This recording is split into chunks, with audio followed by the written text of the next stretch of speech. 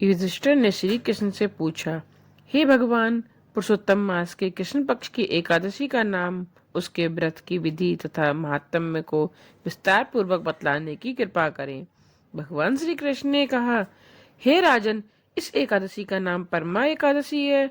यह मनुष्य को भुक्ति, मुक्ति, भोग और आनंद प्राप्त कराने वाली तथा मोक्ष देने वाली व पापों का नाश करने वाली है। शुक्ल पक्ष की एकादशी के समान ही इस एकादशी का भी व्रत उसी विधि के अनुसार करना चाहिए। इस बारे में एक पौराणिक कथा सुनाता हूँ, जो काम्पिल नगर में ऋषियों से सुनी थी।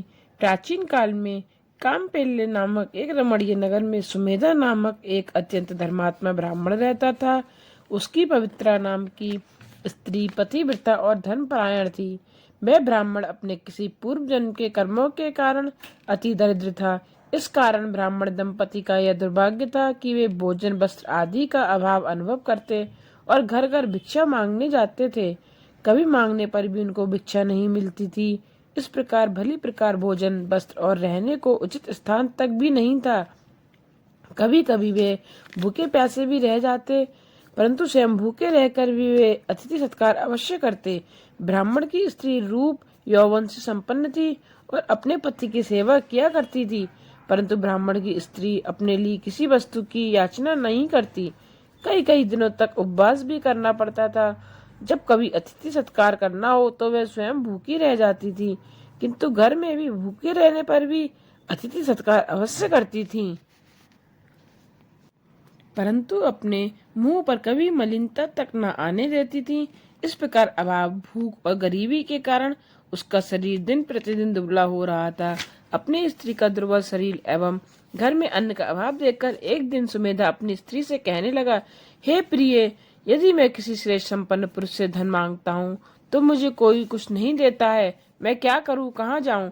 धन के अभाव में घर के कार्य सिद्ध नहीं होते। अतः अब धन के लिए मुझे परदेश जाने की आज्ञा दो, जिससे मैं कुछ धन कमा सकूं। मुझे कुछ प्रयत्न तो करना ही चाहिए, क्योंकि बिना उद्यम के कारण कोई कार्य कभी सिद्ध नहीं होता। पति के दुखपूर्ण वचन सुनकर उस सुंदर नेत्रों वाली ब्राह्मणी ने नेत्रों में आंसू भर दोनों हाथ जोड़कर पति से कुछ कहने की आज्ञा मांगकर बोली, हे स्वामी, संसार में जो कुछ मिलता है वह पूर्व जन्म का दिया हुआ ही होता है।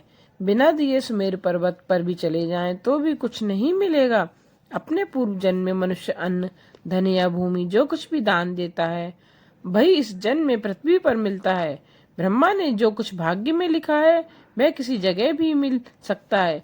अतः यहीं पर रहकर जो भी मिले उसी में सुख मानिए। मैं आपके बिना क्षण मात्र भी नहीं रह सकती, अतः मेरा जीना मुश्किल है।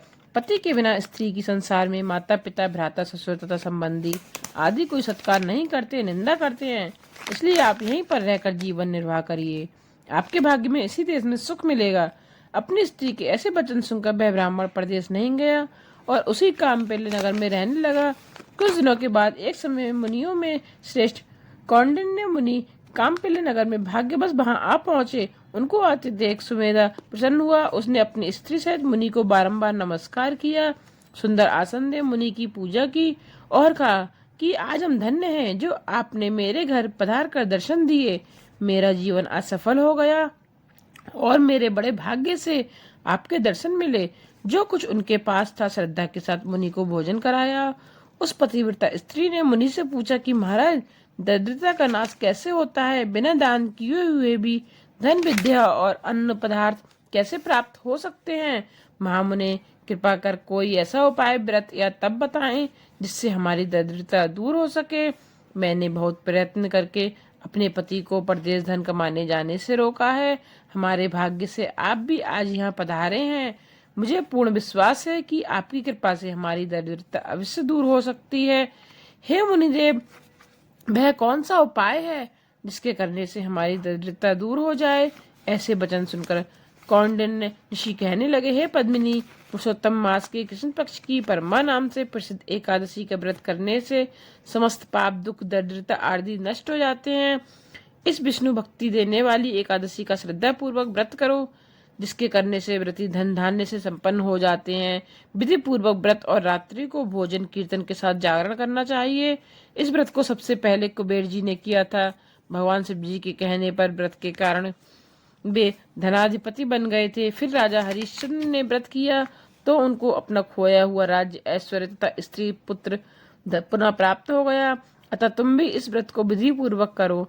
श्री कृष्ण बोले, हे पांडव श्रेष्ठ।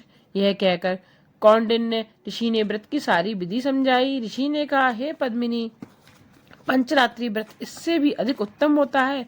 फिर उन्होंने पंचरात्रि के शुभकारक व्रत का महात्म्य और अनुष्ठान का भी वर्णन किया, जिसके अनुष्ठान मात्र से भोग मोक्ष दोनों प्राप्त होते हैं। उन्होंने कहा कि परमा एकादशी के दिन प्रातः काल नित्य कर्म से निवृत्त होकर स्नान आदि के पश्चात यथाशक्ति पंचरात्रि व्रत करने का नियम करें। जो मनुष्य प्रातः काल स्नान करके 5 दिन तक निर्जल व्रत करके निराहार रहता है, वह अपने माता पिता स्त्री सहित विष्णु लोक को जाता है। जो 5 दिनों तक स्नान आदि का विधि पूर्वक वेद शास्त्र का पाठ करता है और त्यागी तपस्वी ब्राह्मण को भोजन कराता है, समझो उसने सभी को भोजन करा दिया। जो मनुष्य इस व्रत में 5 दिन तक संध्या को एक बार भोजन करते हैं और विद्वान ब्राह्मण को तिल घी से भरा पात्र दान करते हैं, वे स्वर्ग में आनंद करते हैं। कौंडिन्य ऋषि कहने लगे, हे पद्मिनी, तुम भी अपने पति सहित इस व्रत को करो।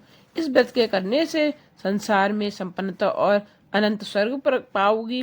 उस ब्राह्मण दंपति ने कौंडिन्य ऋषि की बताई हुई विधि के अनुसार 5 दिन तक परमा एकादशी का व्रत किया। 5 रात्रि पूरे होने पर भगवत भजन कीर्तन और रात को जागरण भी किया। इस प्रकार व्रत पूर्ण होते ही उस स्त्री ने एक राजकुमार को अपने यहाँ आते देखा। राजकुमार ने ब्रह्मा जी की प्रेरणा से सब सुंदर वस्तुओं सहित उनको नवीन गृह रहने के लिए दिया। उसने ब्राह्मण ब्राह्मणी का निवास कराया। तत्पश्चात उस राजकुमार ने सुमेधा की तपस्या से प्रसन्न होकर एक गांव उनकी आजीविका के निमित्त दान दिया।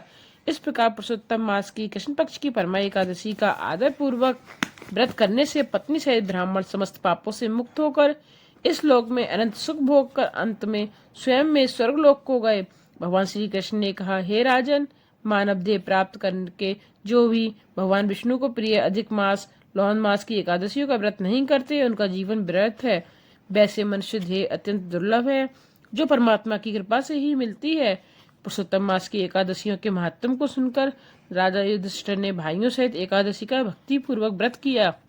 भगवान श्री कृष्ण कहते हैं, जो कोई विधि पूर्वक और अनुष्ठान से पंचरात्रि व्रत और परमा एकादशी का व्रत करेगा, वह तीनों लोकों में वंदनीय होकर विष्णु लोक को प्राप्त होगा। जय श्री कृष्ण। राधे राधे।